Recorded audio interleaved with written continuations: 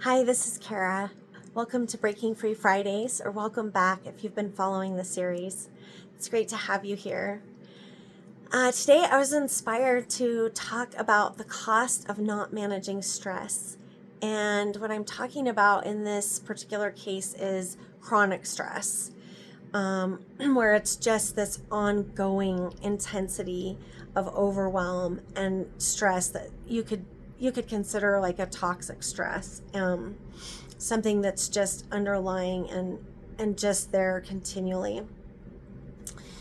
It's amazing how much that type of exposure to chronic stress contributes to all sorts of different health issues and higher risks of a lot of different diseases, health conditions, mental health challenges, and things like anxiety, depression. It runs so many different areas, and it's one of those things that so often, we're not really taught in society how to effectively manage stress. It's like just kind of gut through it, grind, deal with it. It's an interesting dynamic because it's one of those things that has so much value in learning how to manage stress. And I know in my particular experience, it took me having a couple of very significant health crises, almost dying a couple of times, to get the message and that wake-up call of really listening to my body. And while the stress and that connection to the body and those manifestations coming in physical form in the way of disease or ailment or injury or things like that, while that can be very challenging and difficult to deal with, and I definitely have been there and done that, and I can say from firsthand that it can be it's just can be incredibly challenging. And yet it is also an unbelievable gift because our bodies are communicating with us. And if we don't listen, they get louder. And in my case, my body got so loud, it basically shut me down. And I endured excruciating pain for a very long time, and bouts of just being absolutely debilitated in not being able to move and function, and my body was trying to get my attention. It was trying to get me to understand, and what a gift I see it as now, because it did open the door for me to learn new skills, to understand how to manage stress better, and how to be in relationship with my body, which previously I had basically treated like a robot and just pushed through, plowed through, like I just willed myself into basically, different forms of burnout and very compromised health conditions and situations that forced me to revisit how I was living. And on the surface, people would have said, oh, she's a really healthy person, she eats healthy and exercises regularly, but if you're not managing that stress at a regular and deep level, some of those other things don't necessarily matter. And we can often think that we're eating healthy, but maybe there's another level. I personally think there's always another level, another opportunity. But anyway, one of the things that I uncovered in this process that was so valuable is the attention to our bodies almost like this quadfecta, if you will, because there's 4 aspects, and it's that physical health and well-being, the emotional health and well-being, the mental health and well-being, and then that spiritual connection.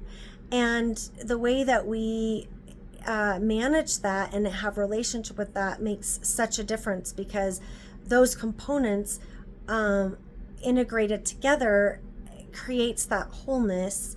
And in our world, we often are trying to like separate them and keep them apart, and that just doesn't work, and it can create problems. And so one of the things that is so valuable, and we've talked about this from different angles, but it's building a practice that becomes part of your lifestyle. And it doesn't have to start out extensively, a couple of times a day, just, a few minutes of time, especially if you're starting out. Those baby steps where you're just consistent and you're making progress, those are really key. And they're more powerful than you can imagine.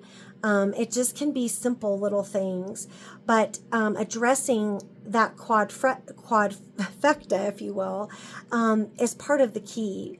So physically, is there something that you enjoy exercise-wise? Keeping our bodies in motion, because our bodies are meant to be in motion. So if you don't want to run or hike 14ers, for example, just maybe you want to dance to your favorite song, or do a little bit of yoga, or take a walk in nature, or around the park by your house, something just to be in movement, and keeping that motion going. And then, emotionally, making sure that you are feeling and you're connecting to your body in a way that allows those feelings from a sensation standpoint to actually process through, so that they aren't getting stuck in your system. That's one of the things that when you think about how physical ailments or diseases and how that translates out, trauma gets stuck in the cells, and also emotions, unprocessed emotions, get stuck in the cells, and those come from thinking patterns, things that we are processing over and over again in our mind, that come from beliefs that we have created. And so these are all things, the great news, these are all things that we can unravel, we can shift, and we can give new meaning to. And it helps, basically, we're creating space for our bodies to heal and come into a state of balance. And our bodies are miraculous at that. Like, if we just allow them instead of getting in the way, our bodies know what to do and they know how to guide us. We just have to start listening better and understanding the messages that the body is trying to communicate with us. Okay, we talked about the physical, the emotional, and then the mental, really managing that opportunity for consciousness development, and, making sure that we're taking time to quiet our minds. It's so easy for that mind chatter to just go like crazy and kind of spiral into into this mind racing, if you will. And so one of the things that is really valuable, I'm sure you've heard about meditating, and there's lots of different forms of meditation that you can do, but even like breath work can help calm the mind. Focusing in on physical senses individually and like with great focus, that can be a way of calming the mind, because it's directing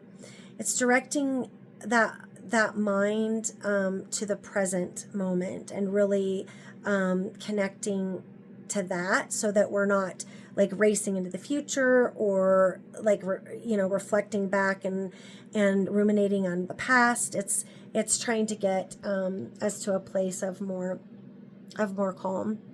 And, affirmations are incredibly powerful. Doing those in more of an emotional state, like more of an incantation form, it can be even more empowering.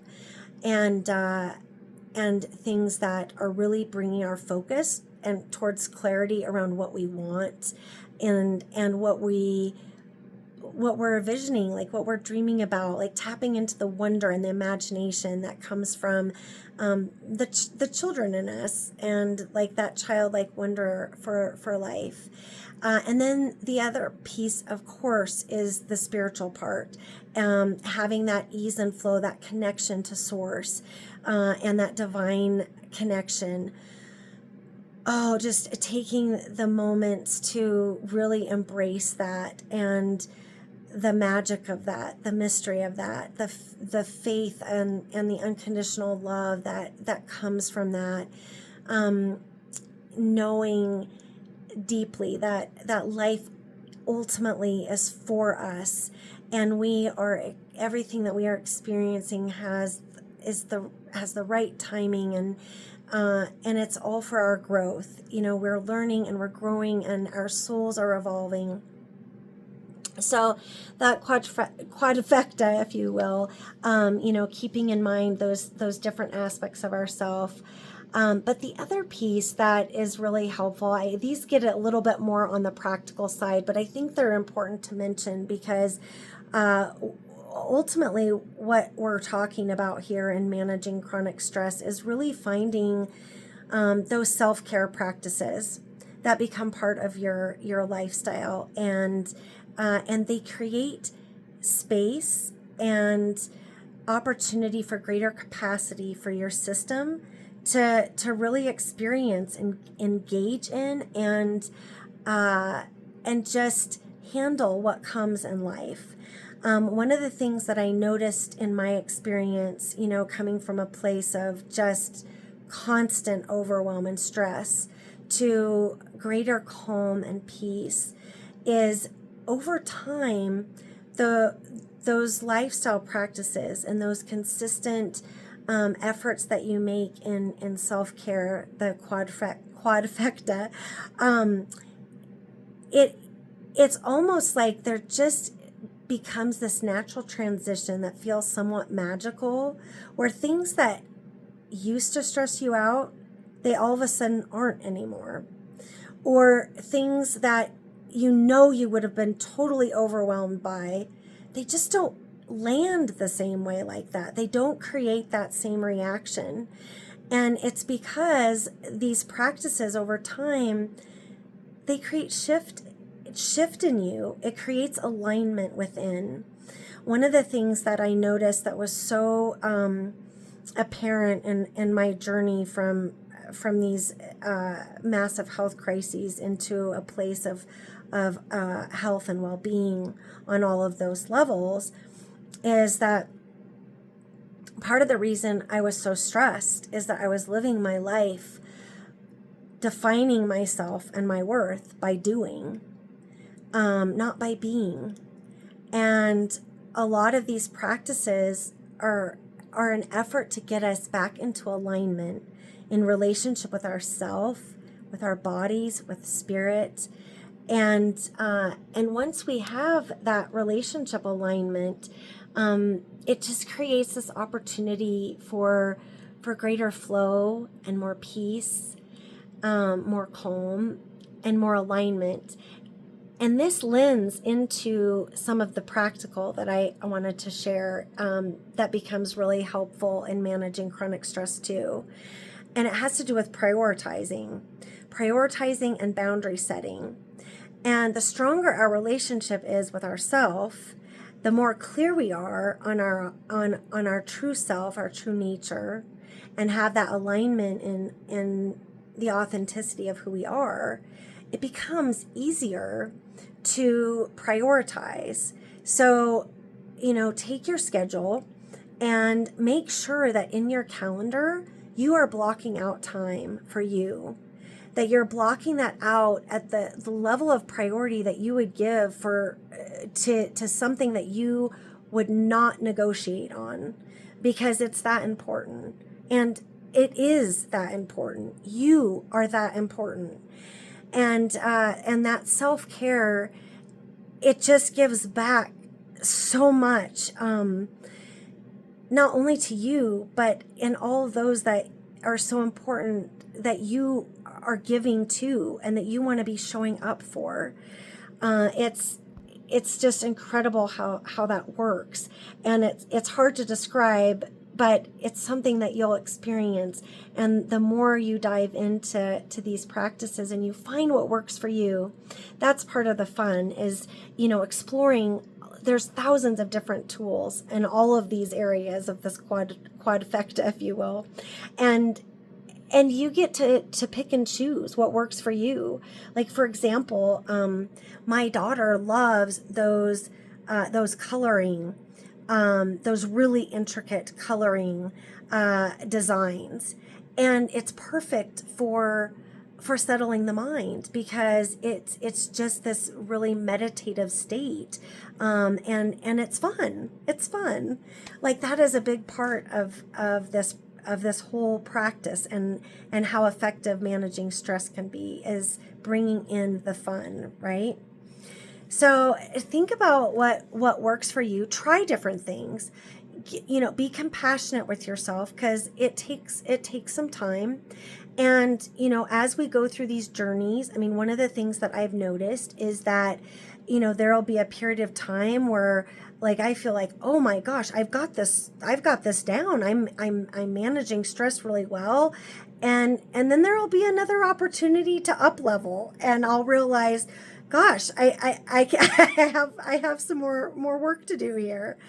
But what's great about that is it's a reminder that the practices work, and there are still, moments where, sometimes there'll be breakthrough things that, catch us a little bit off guard, that give us another growth opportunity, another up-leveling opportunity, another awakening, another area of alignment that we can go. So I invite you to reflect on what those might be in your own individual case, and and if you are experiencing some significant health stuff, like what I've shared and that I have gone through, just know there is hope, and it can get better, and and there are ways.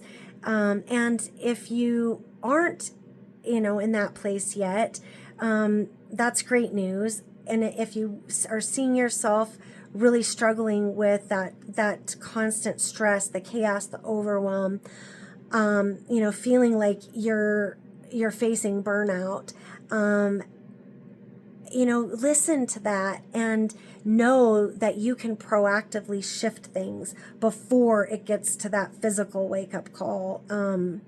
And anyway, I'm excited to hear what you think about this video. So please comment and share your experiences. I'd love to hear, what has been working for you, what you've uncovered in your own journey, and connecting, some of the physical health stuff to emotional, mental, and spiritual side of things. And I just invite you to take a moment to honor yourself, moments every day, and remind yourself that you are so worthy just because you are you, not because of anything that you say, not because of anything in particular that you do, not because of anything in particular that you think, that you are just incredibly worthy and amazing just because you are you. So here's to your next level of empowerment and breaking free. And if you like these videos, please subscribe, and I look forward to seeing you next time. Thanks.